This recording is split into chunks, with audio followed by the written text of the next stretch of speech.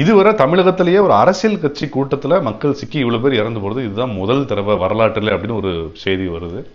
இந்த டைட்டில் தமிழில் ஏதாச்சும் உங்களுக்கு தெரிஞ்சிருக்கும். தாவேக தலைவர் விஜய் அவர்களுடைய அந்த கரூர் அரசியல் பேரணியில் வந்து சிக்கி 39 பேர்கிட்ட இறந்துருக்காங்க. அதில் 10 குழந்தைகள் 17 பெண்மணிகளும் உள்ளடங்குவார்கள் அப்படின்னு சொல்கிறாங்க.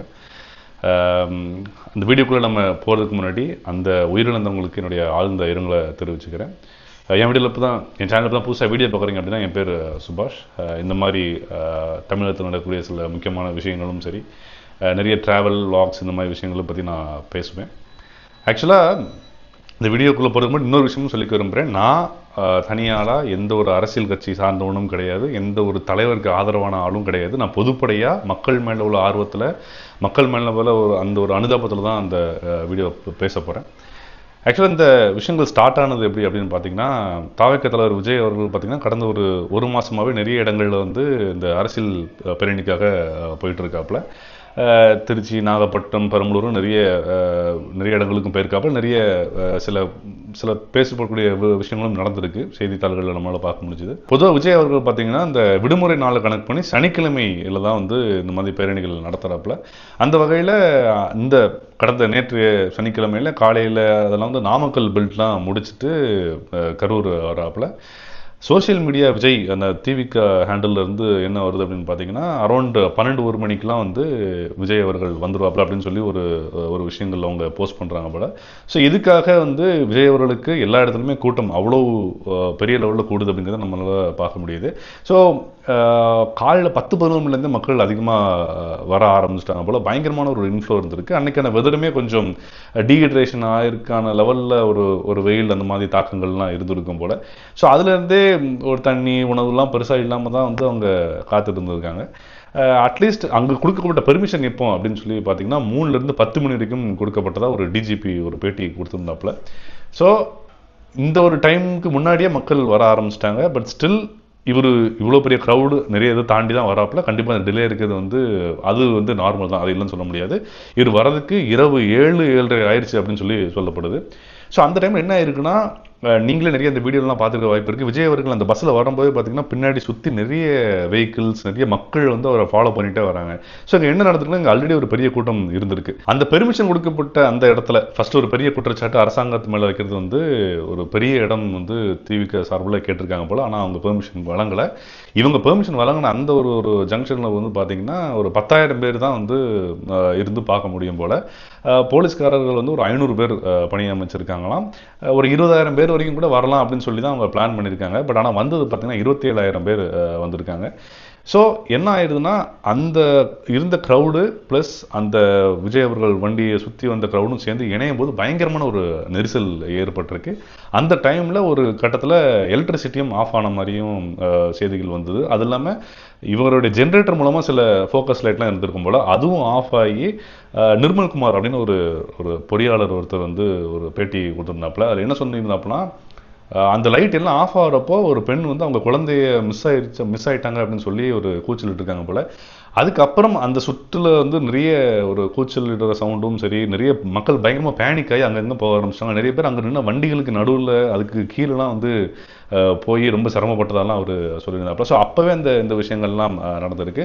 ப்ளஸ் அங்குள்ள உள்ளூர் அமைச்சர் வந்து விஜய் அவர்கள் வந்து 10 ரூபாய் அமைச்சர்னு சொல்லி ஒரு பாட்டு பாடி சொல்கிறப்போ பயங்கரமான மக்கள் அங்கே கூச்சலிட்டு இருக்காங்க. அப்போ வந்து போலீஸார் கொஞ்சம் லத்தி சார்ஜ்லாம் பண்ணி தடியடிலாம் நடத்துகிறப்போ அப்பவும் நிறைய நெரிசல் ஏற்பட்டதுங்கிற மாதிரியான ஒரு செய்தியும் வருது.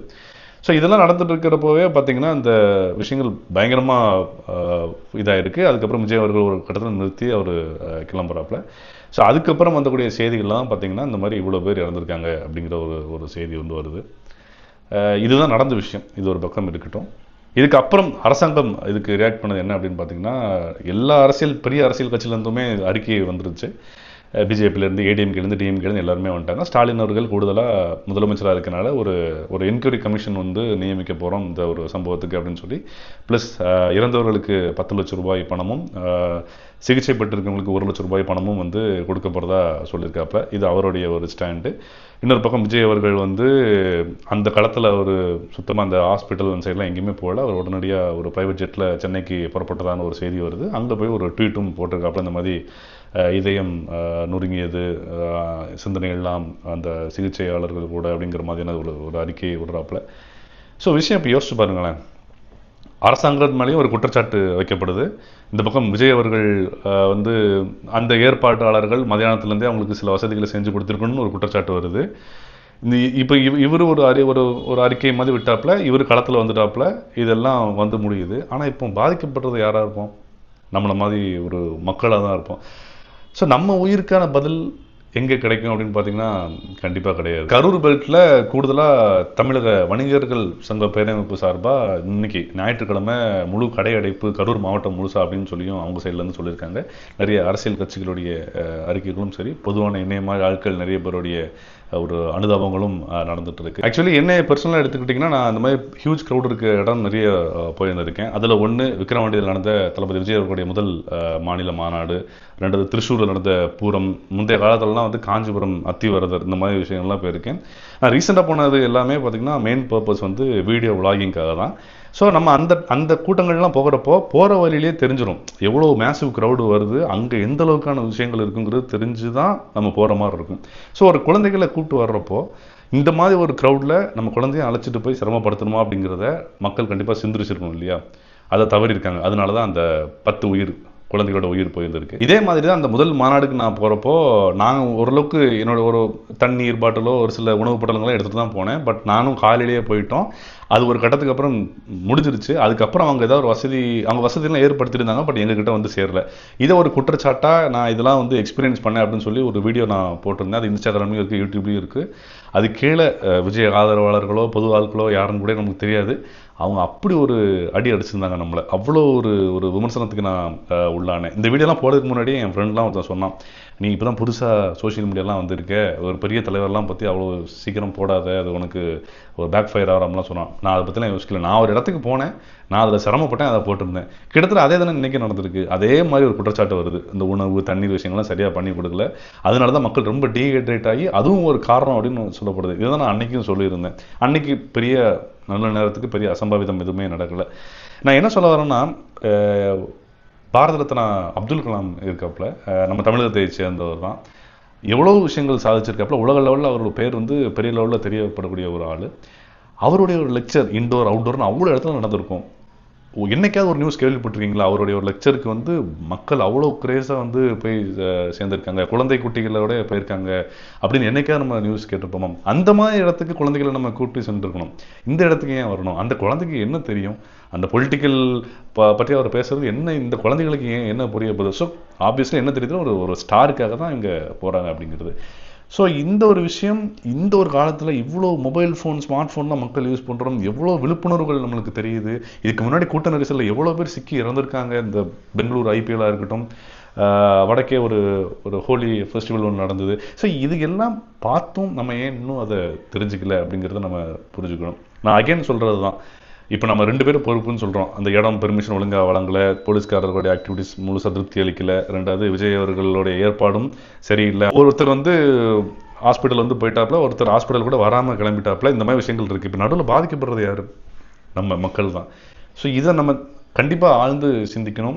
இதையாவது ஒரு பாடமாக கற்றுக்கிட்டு இனி வரும் நாட்களில் ஒரு சினிமாவில் எந்த ஒரு பிரபலத்தையும் நோக்கி நம்முடைய பாதுகாப்பு இல்லாமல் போகக்கூடாது. பெரிய முன்னேறிய நாடுகளில் கம்பேர் பண்ணுறப்போ அதிகம் பாப்புலேஷன் இருக்கக்கூடிய நம்ம இந்தியா மாதிரி நாட்டுகளில் பார்த்திங்கன்னா ஒரு சராசரி உயிருக்கான மதிப்பு ரொம்ப கம்மி. அதுவும் சாதாரண மக்களுக்கு உயிருக்கான மதிப்பு ரொம்ப கம்மி. நான் இந்த மாதிரி கூட்டத்துக்கு மட்டும் சொல்லலை, ஒரு ரோட்டில் நீங்கள் நடந்து போகும்போதும் சரி, ஒரு ரோட்டில் வண்டியில் போகும்போதும் சரி, நம்மளுக்கான பாதுகாப்பை நம்ம தான் உறுதிப்படுத்திக்கிட்டாகணும், நம்ம தான் பொறுப்பேற்றாகணும்.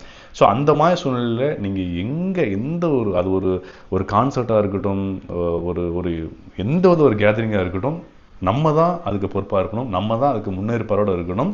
ரொம்ப மோசமான ஒரு இடமா இருக்குது, ரொம்ப கூட்டம் அதிகமாக கூடலாம் அப்படின்னு இருக்கக்கூடிய இடத்துக்கு நம்ம அதை தவிர்த்தே ஆகணும் அப்படிங்கிறத நான் ரொம்ப உறக்க சொல்லிக்க விரும்புகிறேன்.